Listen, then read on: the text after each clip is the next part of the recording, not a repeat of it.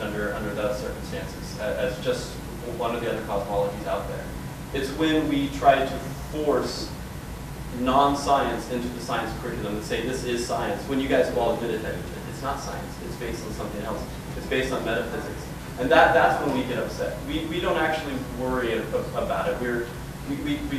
We don't care if it's in the social studies curriculum. At least I personally don't. But you just don't want it in the science classroom. Yeah, and that's that question somebody asked, why do we get upset? That's why we get upset. We don't come into your church to accept an open forum like this and require you to believe our science. We don't ask that. But there is a strong push for the religious community to require that into the science curriculum. That's just the answer, at least from myself, why we get upset. Do you believe that the origin of species can be determined by science? Or is that a philosophical discussion? Yeah, I'm a historic history person, so I'm not going to do a science science person, but yes, I very much believe so.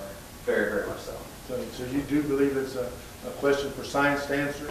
Yes, not so much for... And do you believe science can answer that definitely, that we know that the origin of species is evolution? Well, let me go back a little bit. I know what he thinks. Well, 2,000 years ago, we didn't know what made thunder and lightning. We didn't know a lot of the things, the world around us, we didn't know. We didn't have any questions, and we just said God. And through scientific process in the last 2,000 years, we get answers to things. And now we know what thunder is. Now we know why rain is. Now we know why we get sick. Now we know all these things because science has filled in the gaps. We might not be able to fill in the gap right now, but there's a large hadron collider over in Europe that might be able to answer that question. I don't know. I'm not versed in science. I'm more of a, as I said, more of a history person. But we will eventually, I very firmly believe, we will be able to fill in those gaps. God, as they say, God is in the gaps. And once we fill those gaps in, I believe that God is no longer there. God is just a term that So you think eventually science will explain away God? I think science has already explained away God. That's where we're eventually going to get to the point where... So you would, based on science, be willing to affirm the proposition, I know there is no God? I personally, I'm not well versed in science, but... I'm not saying that you would stand up and debate that and debate like he was saying, but would you agree to that proposition? I would feel very comfortable. You would say that I know God does not exist? Yeah, my background is I was very, very religious. I was 28 years of my life spent in a Christian church, fundamentalist, Assemblies of God Christian. I was a youth intern in children's ministry. I taught Sunday school for many years. I've been on both sides of this. And through the evidence that I've seen, through the history that I've seen, through all the stories and everything that I've gone through, it's become very, very clear to me that God is a story. And God is something that we created. And if you look at the history of it, that's interesting. It's very if we're from just rocks and dirt, where would the idea or concept of God come from? I mean, the animals don't have that. Well, I just said. Animals don't have. How would God? See, there's a process of rationality that we can't conceive of something that does not exist.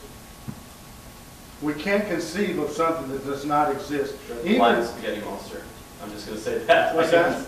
There's a great thing in secular. But my point is, even in science fiction, the monsters that we imagine have basis in reality. I'm a heavy reader of fantasy fiction. Nothing in my books is ever based on reality. No, but in some form. What in your books that you've read is you would say was out of the realm of reality?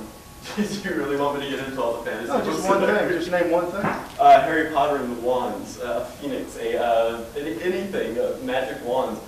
Something the Phoenix is still based on a bird. That don't exist. The Phoenix is still based on a bird. But the magic is not. But it doesn't matter. The concept of the bird exists in reality. But the concept of magic doesn't exist in reality, and we can conceive of it. We conceive of Santa Claus, he doesn't exist. We conceive of a lot of things in the world that do not exist. But he's based on a man. But I was just trying to say I'm going to answer that question, but I'll get to my actual question, which is sort of based. What is your question?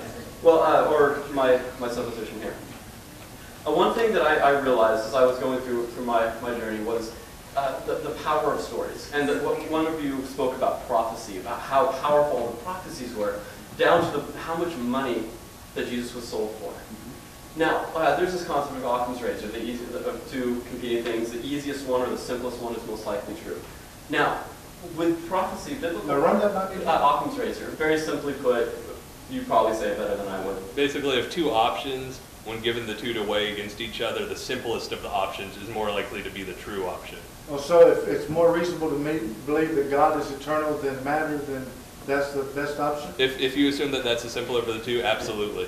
So Okay, let's go with that. So Occam's razor is a very strong, powerful thing in science and in history and other things. But when you look at the history of the Bible, or we look at the Bible, especially the prophecies, is it simpler, easier to believe that there is this metaphysical God that created the entire world, that built me from rocks, or whatever you guys want to say, that there's this God there, or that when the Bible was being written after Jesus' death, because no one wrote it while he was alive, and very few people actually who wrote the Bible were actually, or who knew Jesus actually wrote the Bible. That's another thing. Many of the people were never even met him. It's hundreds of years later. That's not true. Many of them, most of them. There's the Gospels. There's Peter. Peter never actually met Jesus. Peter? Or Peter Paul. Peter? It's been a long time since I've been in church. And you have a background, you was an intern? It's been a long time since I've been must doing have that. But the names, don't worry. A lot of them didn't actually meet Jesus. But if you could say they were inspired by James was his brother, reckon he met him. Let me continue. Paul met him on the road to Damascus, reckon he knew anything about him? Let me continue. Well, wait a minute. You made a statement that nobody knew Jesus that wrote the Bible. I didn't say that. I said many of the authors of the Bible never knew Jesus. And that is false.